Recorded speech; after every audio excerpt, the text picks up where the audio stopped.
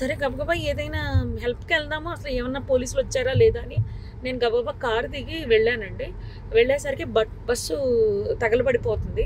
కొంతమంది కింద కూర్చుని ఏడుస్తున్నారు. ఎవరెవరో ఉన్నారని ఏడుస్తున్నారు. కొంతమంది టెన్షన్ పడుతున్నారు. ఇలా ఉన్నారు. ఆ బస్సుకు సంబంధించిన వాళ్ళు వాళ్ళ పరిస్థితి అలా ఉంది. ఇంకా మిగిలినోళ్ళ ఆళ్ళ ఫోన్లు అన్నీ కూడా పాపం అందులో కాలిపోయాయి. చాలామంది దగ్గర ఏమీ బయటకొచ్చిన వాళ్ళ దగ్గర ఏమీ రాలేదు. అక్కడ ఉన్న మిగిలిన జనం అండి మొబైల్స్‌తో వీడియోస్ తీసుకుంటున్నారండి. ఎవరైనా పోలీస్‌కి కాల్ చేయలేదు. నేను కారు దిగొచ్చే హడావుడిలో ఫోనేమో కార్‌లో వదిలేసాను. వర్షం పడిపోతుంది ఓ పక్క నుంచి. ఫోను టచ్ చేయడానికి కూడా ఎవరిదైనా అడిగి తీసుకొని టచ్ చేద్దామని వర్షానికి తడిచి అది పని చేయట్లేదు. నేను మళ్ళీ గబగబా కారు దగ్గరికెళ్ళి వెంటనే కర్నూలు ఎస్పీ గారికి అండ్ ఎస్బీ ఇన్స్పెక్టర్ గారికి కాల్ చేశానండి. లక్కీగా ఎప్పుడో నెంబర్స్ ఉన్నాయి.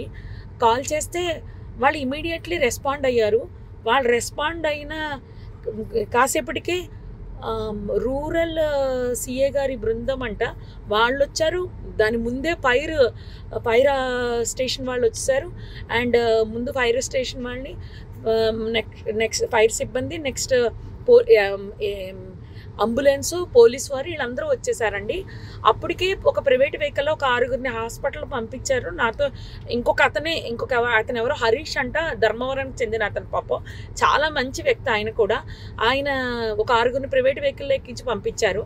తర్వాత వీళ్ళు వచ్చాక ఒక 5గురిని అంబులెన్స్లో ఎక్కించడం జరిగింది. ఆయన తీసుకెళ్లారండి.